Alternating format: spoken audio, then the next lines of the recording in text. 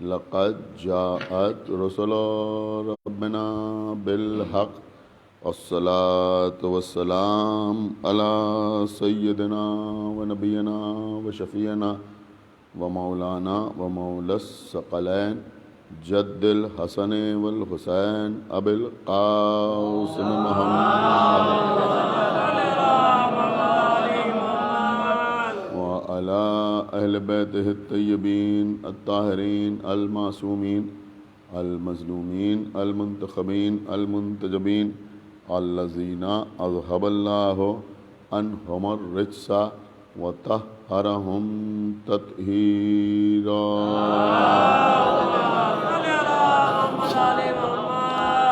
ولعنة الله على أعدائهم وقتلتهم وغاصبي حقوقهم ومنكري فضائلهم ومصائبهم أجمعين من الآن إلى يوم الدين. أما بعد فقد قال رسول الله صلى الله عليه وآله وسلم بسم الله الرحمن الرحيم حسين مني وأنا من الحسين أحب الله من أحب حسينا وأبغض الله من أبغض حسينا وحسين سبت من الأسباط. صلوات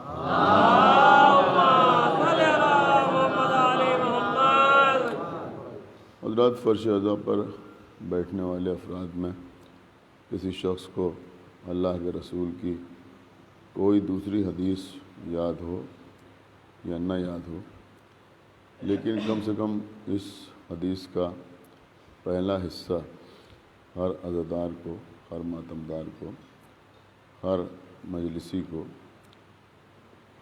یاد ہوتا ہے کہ پیغمبر اسلام نے ارشاد فرمایا کہ حسین منی و انا من الحسین، حسین میرا مجھ سے ہے اور میں حسین سے ہوں۔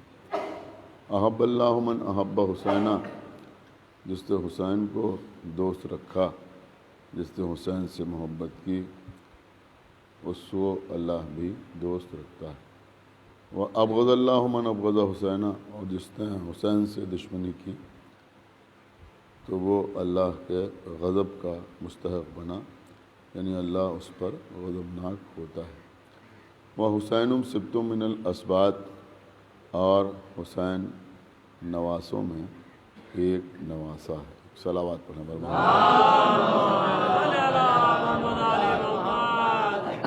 دیکھیے عزیزوں، اس حدیث کا جو پہلا حصہ ہے کہ حسین منی و انا من الحسین، حسین میرا مجھ سے ہے اور میں حسین سے ہوں، اس میں یہ بات سمجھنا کوئی دشوار نہیں ہے، کوئی مشکل نہیں ہے کہ حسین رسول اللہ سے تھے، اس لیے کہ ہر پوتا اپنے دادا سے ہوتا ہے، ہر بیٹا اپنے باپ سے ہوتا ہے، ہر نواسا اپنے نانا سے ہوتا ہے۔ اگر ہمارے باپ نہ ہوتے تو ہم نہ ہوتے، ہماری ماں نہ ہوتی تو ہم نہ ہوتے، ہمارے دادا نہ ہوتے تو ہمارے باپ نہ ہوتے، ہمارے باپ نہ ہوتے تو ہم نہ ہوتے، ہمارے نانا نہ ہوتے تو ہماری ماں نہ ہوتی، ہماری ماں نہ ہوتی تو ہم نہ ہوتے۔ تو ہم اپنے باپ سے ہیں، اپنی ماں سے ہیں، اپنے دادا سے ہیں، اپنے نانا سے ہیں، یہ بات سمجھنا کوئی مشکل نہیں ہے۔ لیکن پیغمبر اسلام فرما رہے ہیں وہ انا من الحسین، اور میں حسین سے ہوں۔ عزیزوں، ایک کتاب ہے جس کا نام ہے علل الشرائع، شیخ صدوق علیہ رحمہ کی لکھی ہوئی کتاب ہے۔ اس کتاب میں یہ تحریر ہے کہ ایک شخص ہمارے چھٹے امام جعفر خدمت اقدس میں حاضر ہوا، اور آنے کے بعد اس نے کہا کہ مولا، کیا سبب ہے کہ جتنی محبت ماں باپ کو اپنی اولاد سے ہوتی ہے اتنی محبت اولاد کو اپنے ماں باپ سے، اپنے والدین سے نہیں ہوتی؟ یعنی محبت تو ہوتی ہے لیکن اتنی محبت نہیں ہوتی جتنی ماں باپ کو اولاد سے ہوتی ہے۔ میں سمجھتا ہوں یہ ایک ایسی حقیقت ہے، ایک ایسی سچائی ہے جس میں کسی دلیل کی ضرورت نہیں ہے، کوئی ثبوت پیش کرنے کی حاجت نہیں ہے۔ آپ تمام حضرات اس بات کو اچھی طرح جانتے ہیں کہ ماں باپ کو جتنی محبت اولاد سے ہوتی ہے اتنی محبت اولاد کو ماں باپ سے نہیں ہوتی۔ تو جب امام سے پوچھا تو امام نے فرمایا کہ ایسا اس لیے ہوتا ہے کہ اولاد ماں باپ سے ہوتی ہے مگر ماں باپ اولاد سے نہیں ہوتے، لہٰذا جتنی محبت ماں باپ کو اولاد سے ہوتی ہے اتنی محبت اولاد کو ماں باپ سے نہیں ہوتی۔ دیکھیے ایک بات تو یہ سمجھ میں آئی کہ جہاں جہاں منیت کا رشتہ یک طرفہ ہوتا ہے وہاں وہاں محبت کے معیار میں فرق ہوتا ہے۔ اسی لیے اللہ کے رسول نے جب جب اہل بیت سے اپنا رشتہ جوڑا تو کبھی منیت کے رشتے کو یک طرفہ نہیں رکھا۔ مولا علی کے لیے ارشاد فرمایا علی و منی و انا من ہو، علی مجھ سے ہیں میں علی سے ہوں۔ ایک صلوات پڑھے امام حسن کے لیے بھی یہی ارشاد فرمایا حسن و منی و انا من ہو، حسن مجھ سے ہیں میں اس سے ہوں۔ اور امام حسین کے لیے بھی فرمایا۔ اور آپ حدیث قصہ سنتے ہیں تو جب تمام اہل بیت چادر میں جمع ہو گئے اور پیغمبر نے چادر کے کونوں کو پکڑا اور اس کے بعد اللہ کی بارگاہ میں دعا کی تو اس میں بھی یہ ارشاد فرمایا انہم منی و انا منہم، یہ سب کے سب مجھ سے ہیں اور میں ان سے ہوں۔ ایک صلوات اس لیے کہ جہاں تک پیغمبر اسلام ختمی مرتبت حضرت محمد مصطفیٰ صلی اللہ علیہ وسلم کا سوال ہے تو آپ صاحب لولاک ہیں۔ صاحب لولاک ہونے کا مطلب یہ ہے کہ اللہ نے صاف صاف کہا کہ لولاک لما خلقت الافلاک، اگر آپ کو نہ پیدا کرتا تو میں افلاک کو نہ پیدا کرتا۔ اس کا مطلب یہ ہوا کہ اگر پیغمبر نہ ہوتے تو افلاک نہ ہوتے، یعنی کائنات نہ ہوتی اگر پیغمبر نہ ہوتے۔ تو اب یہ ماننا پڑے گا کہ جو کچھ ہے وہ پیغمبر کی وجہ سے ہے۔ تو یہ زمین پیغمبر سے ہے، آسمان پیغمبر سے ہے، ستارے پیغمبر سے ہیں، ہوائیں پیغمبر سے ہیں، فضائیں پیغمبر سے ہیں، خلائیں پیغمبر سے ہیں۔ یوں سمجھیں کہ عالمین پیغمبر سے ہیں، خلقت پیغمبر سے ہے۔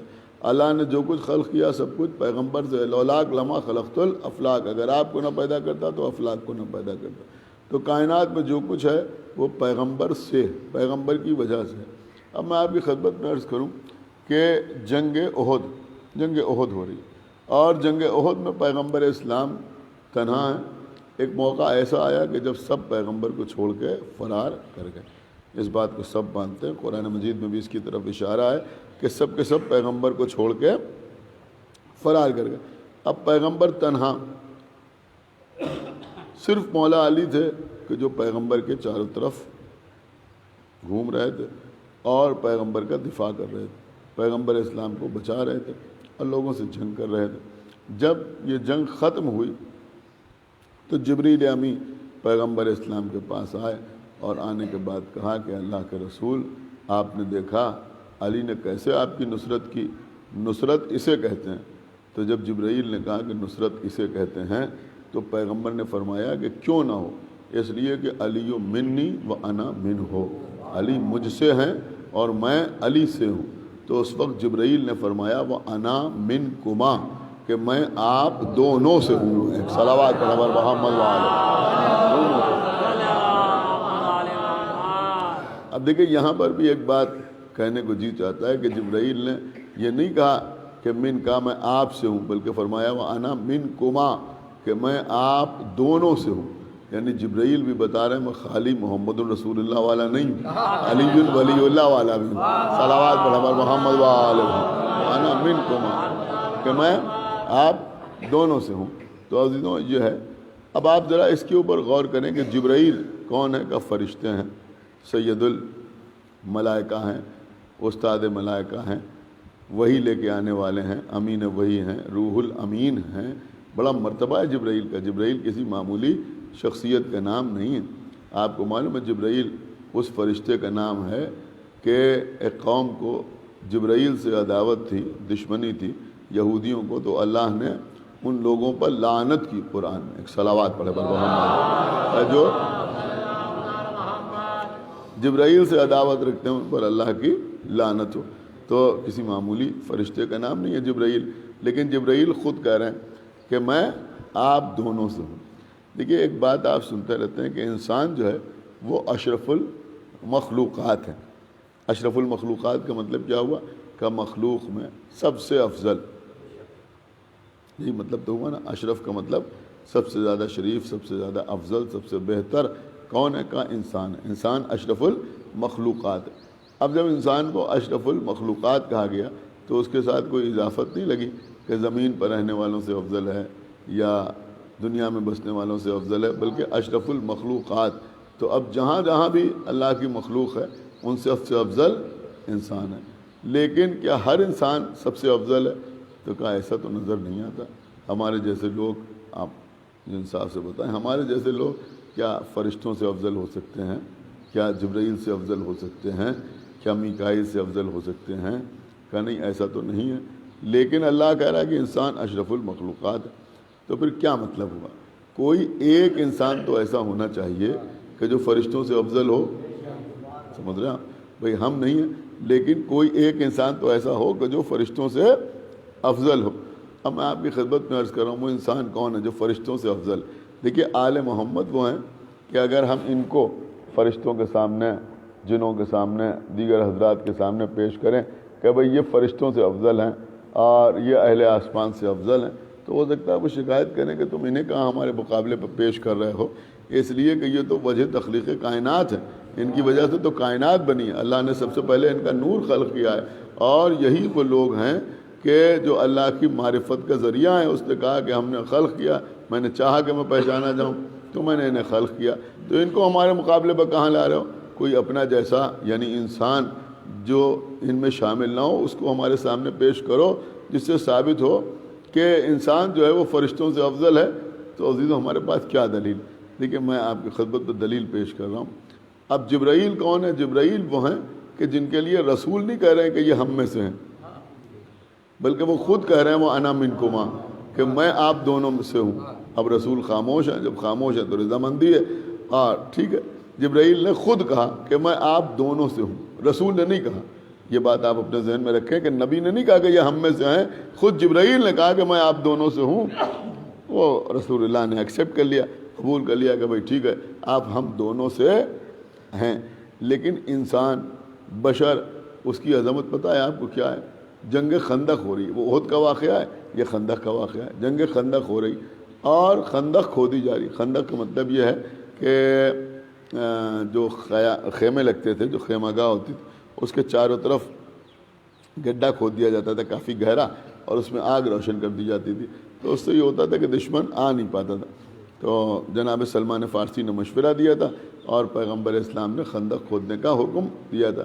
اب لوگ خندق کھود رہے تھے، حالانکہ سلمان کی عمر زیادہ تھی، لیکن جتنی خندق لوگ مثلا 1 گھنٹے میں کھودتے تھے، جناب سلمان 5 منٹ میں 10 منٹ میں کھود دیتے. بہت تیزی سے کام جناب سلمان کر رہے تھے. تب جب اتنی تیزی سے کام کرتے ہوئے دیکھا، دیکھیے جب کوئی آدمی کارنامہ انجام دیتا ہے تو ہر آدمی اس سے رشتہ جوڑنے کی کوشش کرتا ہے، ہوتا ہے نا. ایک صلوات پر ہمارے محمد،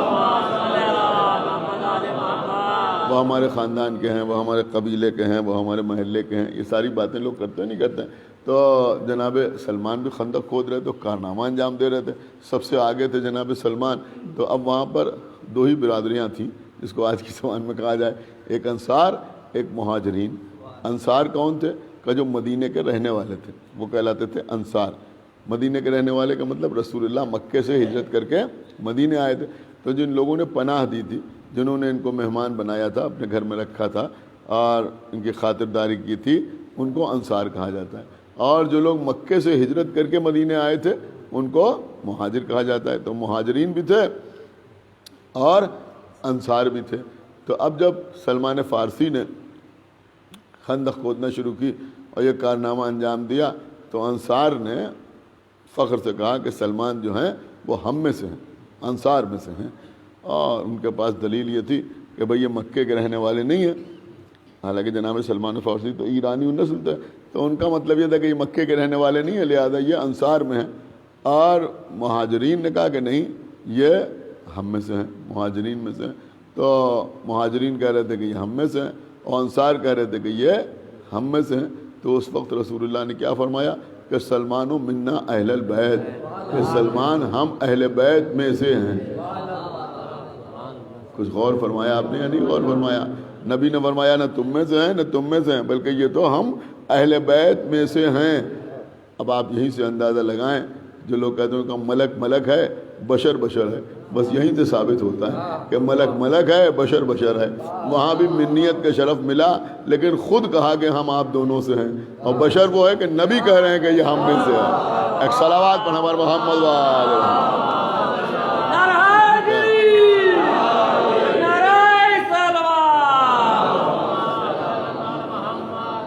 سلمان نہیں کہہ رہے ہیں بلکہ رسول کہہ رہے ہیں کہ یہ ہم میں سے ہے۔ بس عزیزوں، میں نے مجلس کو تمام کیا تو امام حسین علیہ السلام کے لیے خصوصیت کے ساتھ یہ حدیث مشہور ہے کہ پیغمبر نے فرمایا کہ حسین میرا مجھ سے ہے اور میں حسین سے ہوں، اور امام حسین اگر کربلا کے میدان میں وہ عظیم ترین قربانی نہ پیش کرتے تو آج رسول کا دین، رسول کا اسلام، رسول کا پیغام دنیا میں باقی نہ ہوتا۔ آج جو کچھ باقی ہے وہ بوجہ حسین ابن علی باقی ہے۔ کربلا میں بھرا ہوا گھر آقا حسین نے 10 دن تک آپ نے امام حسین پر گریہ کیا۔ آج حسین کے سیم کی مجلس ہو رہی ہے۔ دیکھیے عزیزوں، کچھ باتیں ایسی ہوتی ہیں جن کے لیے کوئی کتابی حوالہ نہیں ہوتا، یعنی کوئی نقلی حوالہ نہیں ہوتا کہ کہاں لکھی ہوئی ہیں، لیکن بعض باتیں ایسی ہوتی ہیں کہ جو سینہ بسینہ چلی آئی ہیں، یعنی ہم نے اپنے بزرگوں سے سنا تو ہم اس کو آگے بڑھاتے ہیں عزیزوں۔ ہم نے اپنے بچپن میں ذاکرین سے سنا اور بزرگوں سے سنا کہ یہ ہمارے یہاں جو سیم ہوتا ہے، یہ جو 10واں ہوتا ہے، یہ جو 20واں ہوتا ہے، یہ جو 40واں ہوتا ہے، یہ کیا ہے؟ تو عزیزوں وہ بیان کرتے تھے کہ روایتیں مختلف ہیں۔ ایک روایت یہ ہے کہ 3 دن کے بعد امام حسین علیہ السلام کے جسد اطہر کو امام زین العابدین علیہ السلام نے سپرد خاک کیا، لہذا یہ سیم منایا جاتا ہے۔ کچھ روایتیں 10 دن کی بھی ہیں، لہذا 10واں ہوتا ہے۔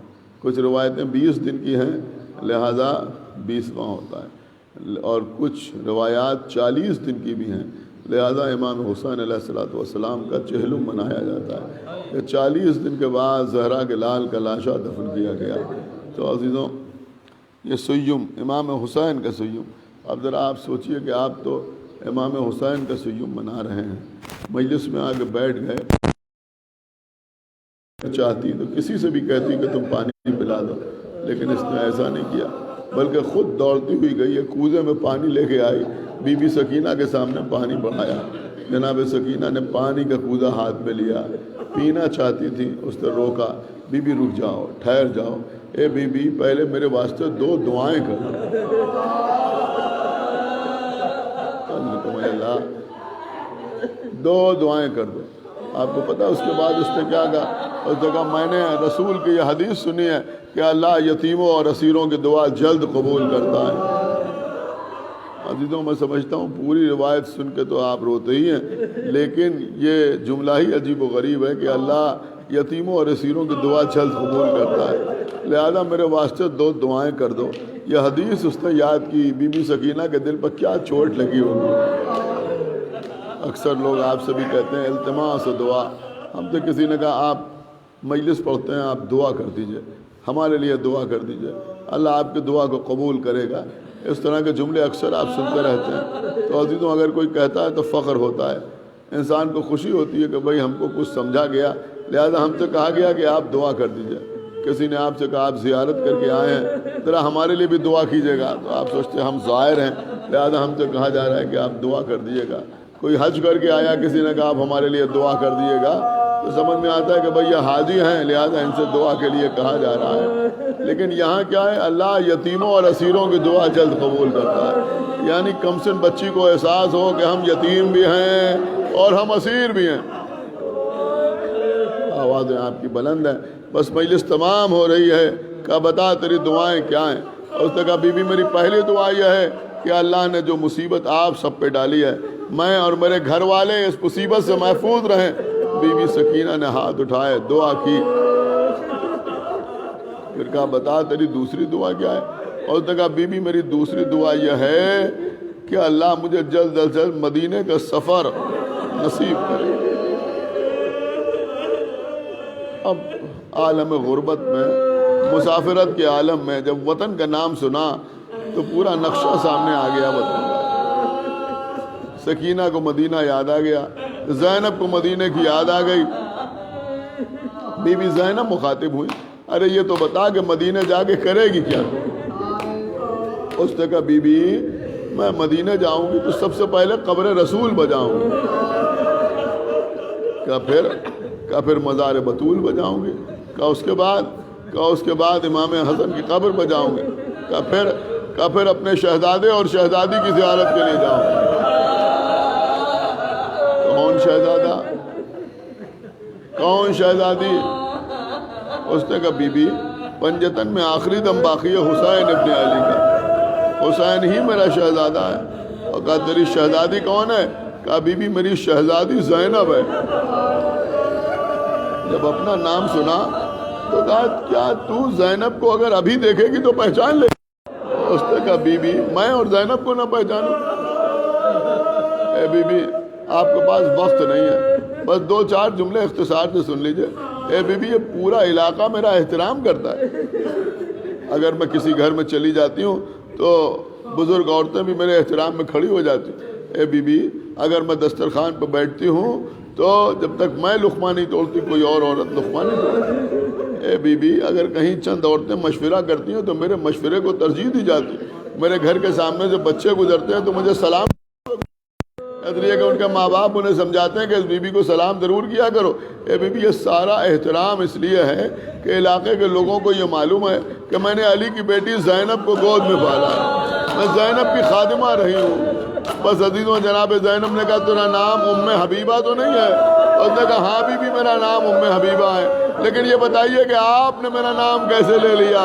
بی بی نے چہرے سے بالوں کو ہٹایا، اے ام حبیبہ ہم نے تو تمہیں پہچان لیا لیکن تم نے ہمیں نہ پہچانا، ارے ہم ہی کو زینب کہتے ہیں، وہ نوک نیزہ پہ تمہارے شہزادے حسین کا سر ہے، وہ لوہے میں جکڑا ہوا سید سجاد ہے، یہ حسین ہی کی بیٹی سکینہ۔